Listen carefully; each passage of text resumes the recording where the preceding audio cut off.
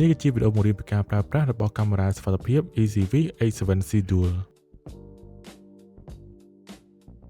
ជំហានដំបូងអ្នកនរគ្នាត្រូវ download ជាមួយនឹងកម្មវិធី ECV ដែលមាននៅលើ App Store និង Play Store អញ្ចឹងបន្ទាប់ពីអ្នកនរគ្នា download ជាមួយនឹងកម្មវិធីនេះរួចអ្នកនរគ្នាត្រូវបង្កើត account ជាមុនសិនហើយវិធីបង្កើត account ថ្មីអ្នកនរគ្នាត្រូវចូល create new account ហើយយើងចង់បង្កើតជាមួយលេខទូរស័ព្ទដៃរបស់យើងក៏បានបង្កើតជាមួយនឹង email ក៏បានហើយវិធីបង្កើតជាមួយនឹង email អ្នកនរគ្នាត្រូវវាបញ្ចូលជាមួយនឹង email របស់អ្នកនរគ្នារួចអ្នកនរគ្នាត្រូវបង្កើតជាមួយនឹងលេខកូដថ្មីដែលមានចាប់ពី8ខ្ទង់រហូតដល់16ខ្ទង់ហើយនឹងត្រូវលាយឡំជាមួយនឹងអក្សរធំអក្សរទូចចំនួនលេខនិង symbol ជាដើមអញ្ចឹងបន្ទាប់ពីបានបំពេញលក្ខខណ្ឌត្រឹមត្រូវបានទាំងអស់វានឹងលុបសញ្ញាគ្រីទៅលើប្រអប់ទាំងពីរនេះតែម្ដងរួចចុចសញ្ញាគ្រីនៅប្រអប់ខាងក្រោមនេះហើយចុចពាក្យ continue ហើយធ្វើការ verify បន្ទាប់មកអ្នកនរគ្នានឹងទទួលបានជាមួយនឹងសារលេខកូដចេញពី email របស់អ្នកនរគ្នារួចធ្វើការបំពេញជាមួយនឹងលេខកូដនោះហើយចុចទៅលើពាក្យ skip គឺជាការស្រេចហើយនេះគឺជាវិធីដែលយើងធ្វើការបង្កើត account ជាមួយនឹងលេខទូរស័ព្ទរបស់យើងដោយអ្នកនរគ្នាចុចទៅលើ icon ទូរស័ព្ទធ្វើការវាបញ្ចូលជាមួយនឹងលេខទូរស័ព្ទដៃរបស់យើងឬ password វិញគឺមានលក្ខខណ្ឌដូចទៅនឹង email ដែរបន្ទាប់មកចុចគ្រីទៅលើប្រអប់ខាងក្រោមហើយចុចពាក្យ continue រួចយើងធ្វើការ verify រងចាំបន្តិចគឺវានឹងធ្វើការផ្ញើសារមកកាន់ទូរស័ព្ទដៃរបស់យើងបន្ទាប់មកវាបញ្ចូលលេខកូដដែលយើងបានទទួលចុចពាក្យថា skip គឺជាការស្រេចអញ្ចឹងជំហានដំបូងអ្នកនរគ្នាត្រូវទាញ lens កាមេរ៉ាឡើងទៅលើអញ្ចឹងហើយអ្នកនរគ្នានឹងឃើញជាមួយនឹង port SD card និងមានជាមួយប៊ូតុង reset អញ្ចឹងជំហានដំបូងអ្នកនរគ្នាត្រូវដាក់ memory ចូលទៅកាន់កាមេរ៉ាបែបនេះហើយបន្ទាប់ពីដាក់ memory បានរួចរាល់ដល់នៅផ្នែកខាងក្រោយកាមេរ៉ាអ្នកនរគ្នានឹងឃើញជាមួយនឹង port network រួមទាំងមានជាមួយនឹងដូច Type C អញ្ចឹងហើយគឺយើងធ្វើការដោតដូច Type C ដើម្បីវាដំណើរការដែលដូចនោះគឺមានមកជាមួយនឹងក្នុងប្រអប់ស្រាប់តែម្ដងរួចធ្វើការរងចាំប្រហែល15វិនាទីដើម្បីវាដំណើរការអញ្ចឹងបន្ទាប់ពីវាលើភ្លើងផ្លឹបផ្លែតបែបនេះបានន័យថាវាដំណើរការហើយមុននឹងធ្វើការ add កាមេរ៉ារបស់យើងចូលទៅកាន់ទូរស័ព្ទដៃអ្នកនរគ្នាត្រូវប្រកាសថាអ្នកនរគ្នាបានភ្ជាប់ជាមួយនឹង Wi-Fi ហើយបានបើកជាមួយនឹង Bluetooth ហើយនៅក្នុង app របស់យើងវិញអ្នកនរគ្នាចុចទៅលើសញ្ញាបូកខាងលើហើយជ្រើសរើសយកពាក្យ scan QR code ហើយចំពោះ QR code របស់កាមេរ៉ាគឺវាមាននៅផ្នែកខាងក្រោមនៃកាមេរ៉ាតែម្ដងបន្ទាប់មកអ្នកនរគ្នាត្រូវធ្វើការ scan ជាមួយនឹង QR code នោះរួចចុចសញ្ញាគ្រីទៅលើ device is power on រួចចុចទៅលើ next ចុចទៅលើពាក្យថា start ដាក់សញ្ញាគ្រីចុចមកកាន់ next step ធ្វើការជ្រើសរើសជាមួយនឹង Wi-Fi របស់យើងហើយធ្វើការវាបញ្ចូលជាមួយនឹងលេខកូដ Wi-Fi របស់យើងហើយរងចាំបន្តិចដើម្បីឲ្យវាដំណើរការហើយចុចទៅលើពាក្យ done ហើយចុចទៅលើប៊ូតុងត្រឡប់ថយក្រោយនៅខាងលើដើម្បីជៀសវាងពីការដាក់ password ត្រង់ចំណុចនេះគឺយើងអាចធ្វើការដាក់ឈ្មោះកាមេរ៉ារបស់យើងក៏បានហើយចុចទៅលើឈ្មោះទីតាំងណាមួយដែលអ្នកនរគ្នាបានធ្វើការដំឡើងហើយចុចទៅលើប៊ូតុង next ដូច្នេះអ្នកនរគ្នាបានធ្វើការ add កាមេរ៉ាចូលទៅកាន់ទូរស័ព្ទដៃរបស់យើងបានដោយជោគជ័យ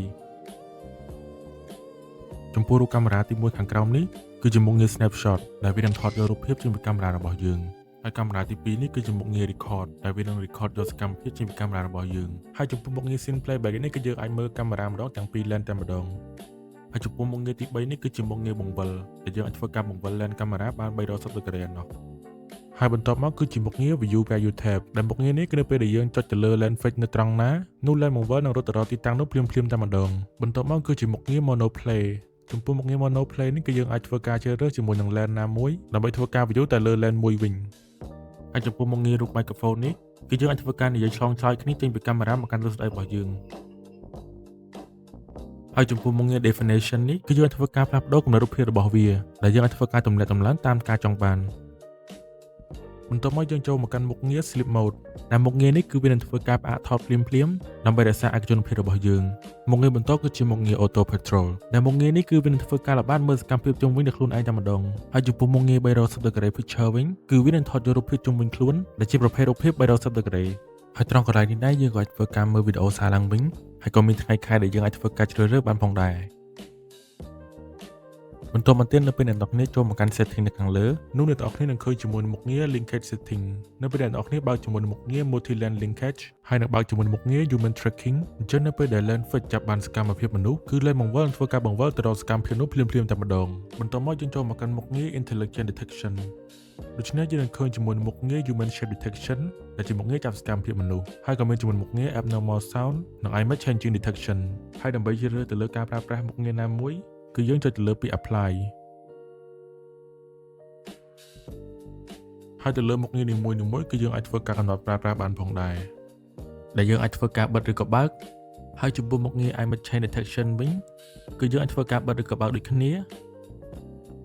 ហើយចូលមកកាន់មុខងារ detection sensitivity ដែលមុខងារនេះដែរគឺយើងអាចធ្វើការកំណត់ទៅលើកម្រិតការចាប់របស់វាដែលយើងអាចកំណត់កម្រិតឲ្យវាចាប់បានខ្សោយជាងមុនចាប់ធម្មតានិងកម្រិតចាប់ខ្ពស់ជាងមុនបន្ទាប់មកចូលមកកាន់មុខងារ abnormal sound sensing ដែលមុខងារនេះគឺវានឹងចាប់សំឡេងដែលមិនប្រក្រតីដែលយើងអាចធ្វើការបិទឬក៏បើកជាមួយមុខងារមួយនេះហើយយើងក៏អាចធ្វើការកំណត់ទៅលើកម្រិតសំឡេងរបស់វាបានផងដែរដែលយើងអាចធ្វើការជ្រើសរើសពីសំឡេងលឺតិចរហូតដល់ទៅសំឡេងលឺខ្លាំងបន្ទាប់មកចូលមកកាន់មុខងារ message notification នៅពេលដែលយើងចុចទៅលើ receive device message បានន័យថាយើងនឹងទទួលបានសារនៅពេលដែលវាចាប់បានសកម្មភាពទាំងអស់នេះហើយចំពោះមុខងារខាងក្រោមនេះគឺជាការបើកឲ្យផ្ញើសារនៅពេលដែលវាចាប់បានសកម្មភាពទាំងអស់នេះឧទាហរណ៍ថាយើងបិទជាមួយមុខងារ abnormal sound sensing បានន័យថានៅពេលដែលវាចាប់បានសំឡេងមិនប្រក្រតីគឺវានឹងមិនផ្ញើសារមកកាន់យើងទេហើយចំពោះមុខងារ device message interval នេះគឺជាមុខងារដែលយើងអាចធ្វើការកំណត់ទៅលើពេលវេលារកការទទួលសារបានម្ដង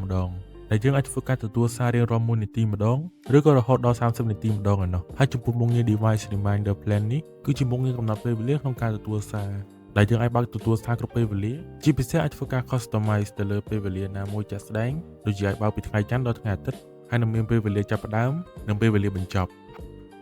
បន្ទាប់មកចូលមកកាន់មុខងារ audio setting ចំពោះមុខងារ audible notification នៅពេលដែលយើងចុចលើមុខងារ intensive គឺកាមេរ៉ារបស់យើងនឹងលុបជាសារ៉ែមភ្លាមនៅពេលដែលវាចាប់បានសកម្មភាពឬក៏សំឡេងប្រក្រតីហើយចំពោះ soft នេះវិញគឺវាគ្រាន់តែលើសំឡេងទាបមួយតែប៉ុណ្ណោះហើយចំពោះ custom sound វិញគឺយើងអាចធ្វើការបញ្ចូលសំឡេងរបស់យើងចូលទៅកាន់កាមេរ៉ា